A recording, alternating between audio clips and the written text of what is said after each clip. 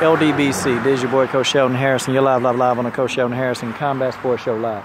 Okay guys, in the clear view back there, you can see the top of my church behind these trees. You know, it's a pretty medium-sized big church. You know, it's in a dome. It's a big church. But the reason why I come to this church, okay, for one, my pastor don't take a salary. He had a job. You know, he was a tennis instructor for years. And now, you know, he's an author. He writes books now. But he was a tennis instructor for years, and he made most of his money doing that. You know, he was going to be a professional tennis player at one point in his life, and then he decided to just, you know, be a pastor because God told him to do that. And this man has gotten a lot of things off of me. I'm talking about in the spiritual realm. And I definitely, you know, appreciate this man for this, okay? I'm not where I want to be, but I'm a lot better off after meeting this guy. And, you know, it is what it is, you know, to each his own. I choose to go here because he don't take a salary. The people that help him in the church, they don't take salaries, okay? Everything goes to, you know, building the church. But let me tell you what is really fantastic about what we've done. You see, this is what churches are supposed to do, okay? These are very, very low-income housing areas, okay? Low-income housing. You can see that it's an apartment complex for people that their income levels are very, very low, but it looks nice. It's a nice apartment complex in there too. There's one right behind here that the church, they used all the funds, used the majority of the funds that they didn't use to keep the bills paid at church. They used them to invest in these apartment complexes. Now, a lot of y'all are saying, yeah, but the church, they're getting money back on this. And nah, basically, what people pay is for the upkeep of the property. The church, honestly, isn't making anything on this property. I mean, it's for the upkeep. You know, because property like this, you know, it requires a lot of upkeep. And people with very, very low incomes, they're able to move in with their whole families. And the rent is ridiculously cheap. But it's a very, very nice area. In our church, you know, had this one built because there were so many people, and not people that go to our church, just people in the community that just, they can't afford to live anywhere, and they're taking new residents every day, you know, and it's a good thing because, you know, people are not put out, you know, it's just, it's a nice feeling. And, you know, you had a person say, but what about the people that can't afford that? But, you know, our church, we've built 2 homeless shelters, you know, in the city. Now, our church can't take care of everybody. They can't do it. And unfortunately, you know, we wish that the rent and all that could be free. But the thing of it is, the people that the church, you know, finance the property from, you know, they have to be paid. And it's like the church can't afford to foot that bill. So people paying their rent and stuff actually pays the bill and pays for the upkeep. Okay, that's what it does. But the church was able to get low cost income housing for people that can't afford it.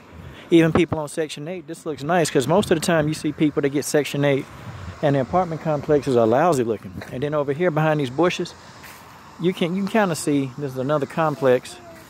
And they're nice complexes. I think they're nice. This one's been here for a while, but I think they're nice. And this one's a nice one that our church, they went out and they did it on faith. They went out, they had it financed. And I think in a couple more years, this property will be paid for where, you know, they're going to take the money when the property is paid for, the people that's paying their rent, they're going to build more homeless shelters at our church. Like that, you're going to build more around the city. So, see, this is what churches are supposed to do. See, and the properties are very, very nice, you know. The properties are nice, and it looks good, man. I'm going to take y'all back around. Because, you know, people don't think the churches really do any good, you know. There's 3 properties that I done showed y'all that our church, that they allow low-income housing. And when the properties are paid for, I think this one over here through the woods is about paid for. They're going to use that money to build more homeless shelters. That's what's going to happen. How you doing, brother? Hey, man, good to see you, man. But that's what's going to happen, man. And see, you know, I have to tell y'all this because not all churches are bad. And all churches don't have this motive of collecting a bunch of money and trying to cheat people so the pastor can live, you know, live higher than the people. That's not it, okay? My pastor, he worked, you know.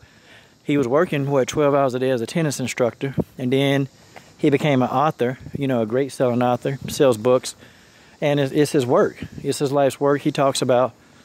And, yeah, man, And I can appreciate it. They don't make you feel like you got to do X, Y, Z. You don't do anything. You come as you are, you worship, and you go home. That's what happened. And they got more than one service, man. This church is open all the time. It's closed today on a Monday.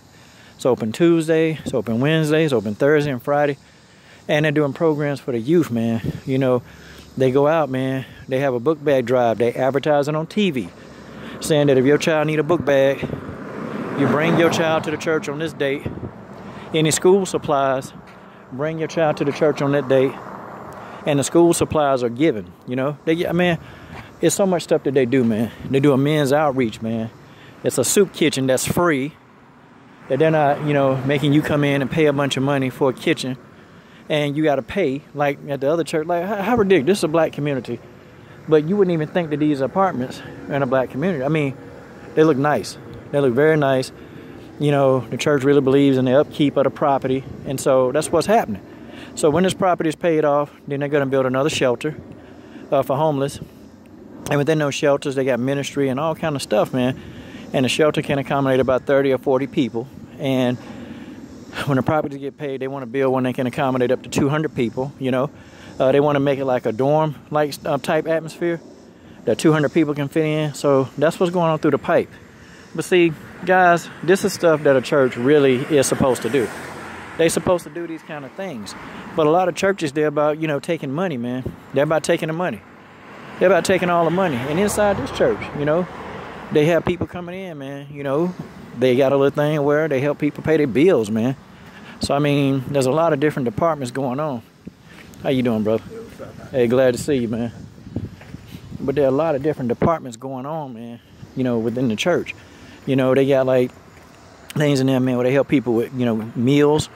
You know, they got things in there where they help people with rent. And see, at first, man, when we first started our church, we was in a hotel. And we were just meeting out of a hotel. Then we went to a building, a little small building. And then we went to this big mega building to actually facilitate a lot of stuff. And and it's paid for. It's been paid for about 6 years. So the church not asking people for money, man. It's just whatever people give. They don't even ask you, hey, you know, do this, and if you don't, you're a bad person. No. You give if you want to. And that's what people do. They give. They give, but see, people understand where our pastor's heart is, man. He's got a heart for people, man. Our pastor has a heart for people, and you can tell that this man's heart for people, okay? I mean, look at all the work that this man is doing, man. You know, you even got people in the city that recognize this dude, and when he come to a town meeting, things get changed, man. You know, our pastor, he gets a lot of stuff changed. Definitely in the school system, man.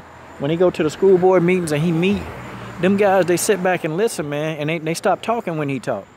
Because he's a man of integrity, man.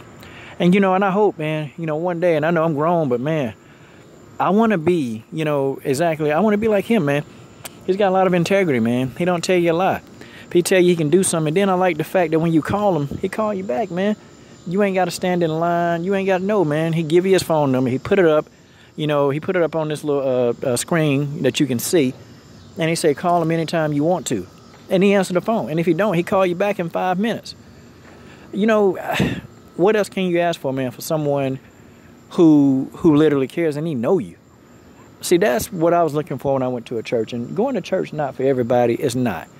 But it's for me. Because I feel like where I'm at in life, this is what I need. And I needed to see a church doing stuff instead of talking about what need to be done. You know, and then, you know, I started getting involved. You know, that's why I started really understanding, you know, who I was. Because, see, I was doing a lot of crazy stuff, man, before I met this dude. I was doing a lot of crazy stuff, man. And, you know, when I found myself, I was looking up in a hospital bed, and I said, you know, God, if I get up out this room, I'm going to go do what I'm supposed to do, you know, for what I'm supposed to be doing, mentoring these youth. And that's what I do. You know, that's what I do. I do it now because I understand now that that's what I'm supposed to be doing. And I pattern myself after the man at this church. That's why I'm not really afraid when I go up, man, to some of these houses. And in that old neighborhood, you know how many times I had a gun put to my head, getting kids out of some of these crack houses and these trick houses. I mean, folks, it's been crazy how stuff been going on. But I just wanted to show y'all that not every church is a bad place, y'all.